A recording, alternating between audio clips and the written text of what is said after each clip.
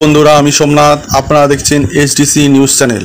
আজকের যে লেটেস্ট নিউজটি নিয়ে আপনাদের সামনে উপস্থিত হলাম, তা আপনারা জানেন যে গত সোমবার 22 তারিখে কলকাতা হাইকোর্টে যে যুগান্তরকারী রায় দিয়েছিল, এই রায় কিন্তু সমগ্র পশ্চিমবঙ্গের মাটি কেঁপে উঠেছিল।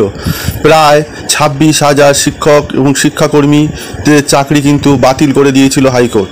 আপনারা জানেন যে এসএসসিকে বারবার হাইকোর্ট থেকে বলা সত্ত্বেও এসএসসি কিন্তু তাদের সেই কপিটি দেয়নি যে কত পরিমাণে প্রকৃত যোগ্য চাকরিপ্রার্থী আছেন এবং কত পরিমাণে অযোগ্য চাকরিপ্রার্থী আছেন, সেটি কিন্তু সার্টিফাইড কপি কিন্তু হাইকোর্টে জমা দেননি। যদিও এসএসসি চেয়ারম্যান কিন্তু বলেছেন যে আমরা সংখ্যাটি জানিয়েছি, কিন্তু ওরকম সংখ্যা জানানোয় হাইকোর্টের আপত্তি ছিল।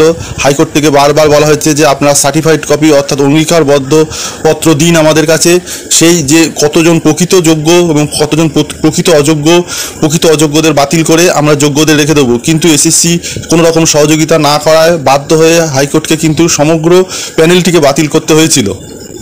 তারপরে এই রায়ের বিরুদ্ধে কিন্তু এসএসসি জানায় যে তারা কিন্তু উচ্চতর আদালতে যাবে। শুধু এসএসসি নয়, আপনার শিক্ষা দপ্তর এবং বন্ধু শিক্ষা পর্ষদ প্রত্যেকেই কিন্তু উচ্চ আদালতে যাওয়ার একটি চিন্তাভাবনা করেছিল এবং তখনই তারা জানিয়েছিল যে এই রায়ের বিরুদ্ধে তারা উচ্চ আদালতে যাবে। এছাড়াও যারা এইসব চাকরিহারা যেসব শিক্ষক শিক্ষিকা থেকে শিক্ষাকর্মী সবাই কিন্তু একজোট হচ্ছিলেন যে তারাও সুপ্রিম কোর্টে গিয়ে এই ব্যাপারটিতে জানাবেন এবং তাদের যেন আবার চাকরিটি ফিরে দেয়, অর্থাৎ যোগ্য যারা আছেন তাদের চাকরি যেন ফিরে পায়, সেটি নিয়ে তারা কিন্তু সুপ্রিম কোর্টে আবেদন করবেন। এর মধ্যে একটি খবর আসে যে রাজ্য সরকার থেকে একটি সিদ্ধান্ত নিয়েছে যে এপ্রিল মাসে কোনো চাকরিহারা শিক্ষক শিক্ষাকর্মীর কিন্তু বেতন বন্ধ করা হবে না, এমনকি যতক্ষণ না সুপ্রিম কোর্ট থেকে কোনো অর্ডার দিচ্ছে সেই অর্ডারের ভিত্তিতেও কিন্তু তাদের কোনো মাইনে বন্ধ করা হবে না। অর্থাৎ সুপ্রিম কোর্ট যদি বন্ধ করার নির্দেশ দেয় তবেই বন্ধ করা হবে, নতুবা যেরকম তারা মাইনে পেয়ে আসছেন সেইভাবেই তারা পেয়ে যাবেন এবং কেসটি কিন্তু চলতে থাকবে। এই সিদ্ধান্তের পরে যারা চাকরিহারা যেসব শিক্ষক শিক্ষিকা শিক্ষাকর্মীরা তারা কিন্তু কিছুটা আশ্বস্ত হয়েছিলেন যে অনেকেই হয়তো বাড়িতে তাদের মাস মাইনে দিয়ে সংসার চালান এবং তাদের বাড়ির নানান রকম খরচ এর উপর দিয়েই তারা নির্ভরশীল। অনেকে আবার লোনের মাধ্যমেও কিন্তু তাদের কি আছে সেই লোনটি এর মাধ্যমে পরিশোধ করেন। অতএব মাইনেটি না পেলে তাদের কিন্তু খুব ক্ষতি হয়ে যাচ্ছিল। সেই কারণে রাজ্য সরকার থেকে যে সিদ্ধান্তটি নিয়েছে যে তারা মাইনে কিন্তু বন্ধ করবে না। তা সত্ত্বেও দেখুন আজকে যে নিউজটি আপনাদের সামনে আমি নিয়ে আসছি, যে তারা যে বলেছিল যে সুপ্রিম কোর্টে যাব, তারা সুপ্রিম কোর্টে কিন্তু এসএলপি দাখিল করেছে। সেই এসএলপি দাখিল করার জন্য রাজ্য সরকারের পক্ষ থেকে এবং এসএসসির পক্ষ থেকে এবং মধ্যশিক্ষা পর্ষদ এবং যারা চাকরিহারা কর্মচারী আছেন তাদের পক্ষ থেকে কিন্তু সুপ্রিম কোর্টে এসএলপি দাখিল করা হয়েছে যে অর্ডারটি যেন খারিজ করা হয়। এখন কি হবে সুপ্রিম কোর্টে সেদিকে আমরা সবাই তাকিয়ে আছি। কিন্তু আজকে যে রিপোর্টটি আমাদের কাছে এসেছে যে সুপ্রিম কোর্টে যে এসএলপি খারিজের যে মামলাটি করা হয়েছে সেই মামলাটি কিন্তু একটি ডেট পড়ে গেছে। আগামী 3রা মে কিন্তু এই মামলার শুনানির ডেট পড়েছে। অর্থাৎ 3রা মেতেই জানা যাবে যে এইসব চাকরিহারা শিক্ষক শিক্ষিকা শিক্ষাকর্মীদের ভবিষ্যৎ কি হতে চলেছে। যদিও এখনও কিন্তু সেই যে এসএলপির যে ডেটটি সেই ডেটটি পড়লেও সম্ভাব্য একটি ডেটের কথাই বলছি, কিন্তু তা কোন বেঞ্চে হবে এখনও সেটি জানা যায়নি।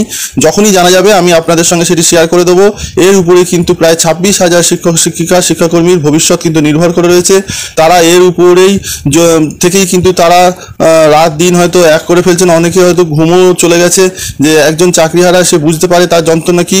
কিন্তু আমি আপনাদের কাছে আশ্বস্ত করছি এবং হাইকোর্ট থেকেও কিন্তু বারবার বলা হয়েছে যে একজনও যোগ্য প্রার্থী কিন্তু তাদের চাকরি হারাবেন না। আপনারা যারা ন্যায্য যোগ্য প্রার্থী আছেন তারা কিন্তু আবার আপনাদের চাকরিটি ফিরে পাবেন। আপনারা কোনো রকম টেনশন করবেন না।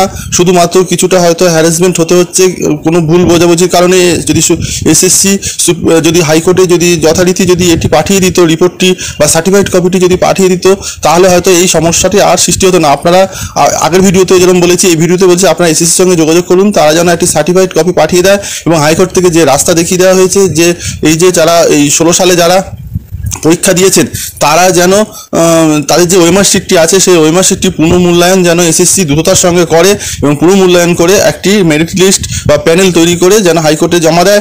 তার ভিত্তিতেও কিন্তু হাইকোর্ট একটি ব্যবস্থা নিতে পারে এবং সেই রিপোর্টটিও আপনারা যারা আছেন তারা কিন্তু সুপ্রিম কোর্টেও দিতে পারেন। তাহলে সুপ্রিম কোর্টের বিচার প্রক্রিয়া আরও সহজ থেকে সহজতর হয়ে যাবে এবং আপনাদের অনিশ্চয়তাটি অনেক অংশে কিন্তু কমে যাবে এবং আশা করা যায় সেই রিপোর্টের ভিত্তিতে কিন্তু সুপ্রিম কোর্ট বলুন বা হাইকোর্টে যেটাই বলুন তারা কিন্তু বিষয়টি বিচার করে অযোগ্যদের সেখান থেকে বাতিল করে আপনারা যারা যোগ্য আছেন তাদের একটি আলাদা মেরিট লিস্ট তৈরি করবে এবং সেই প্যানেলটি থেকে আপনাদের কিন্তু আবার নিয়োগ হবে। অর্থাৎ আপনাদের কোনো চিন্তা করার কোনো দরকারই নেই। আশা করা যায় হয়তো আপনাদের এই সমস্যাটি হচ্ছে, অদূর ভবিষ্যতে কিন্তু এই সমস্যাটি আর থাকবে না। যদি এসএসসি একটু সাহায্য করেন, তারা যদি সার্টিফাইড কপিটি যদি হাইকোর্ট বা সুপ্রিম কোর্টে জমা দেন, তাহলে কিন্তু আপনাদের এই সমস্যাটি অচিরে দূর হয়ে যাবে। আপনারা কি বলেন? আপনারা অবশ্যই আপনাদের মূল্যবান মতামত আমাদের কমেন্ট বক্সে কমেন্ট করে জানাবেন। সবাই ভালো থাকবেন। এরকম লেটেস্ট ভিডিও পেতে হলে অবশ্যই আমাদের চ্যানেলটিকে লাইক, সাবস্ক্রাইব এবং বন্ধুদের সঙ্গে শেয়ার করবেন এবং পাশে থাকা বেল আইকনটিকে প্রেস করে রাখবেন, যাতে আমি নতুন ভিডিও দিলে এবং লেটেস্ট আপডেট সহজেই আপনারা আপনাদের নোটিফিকেশনে পেয়ে যান। সবাই ভালো থাকবেন। ধন্যবাদ।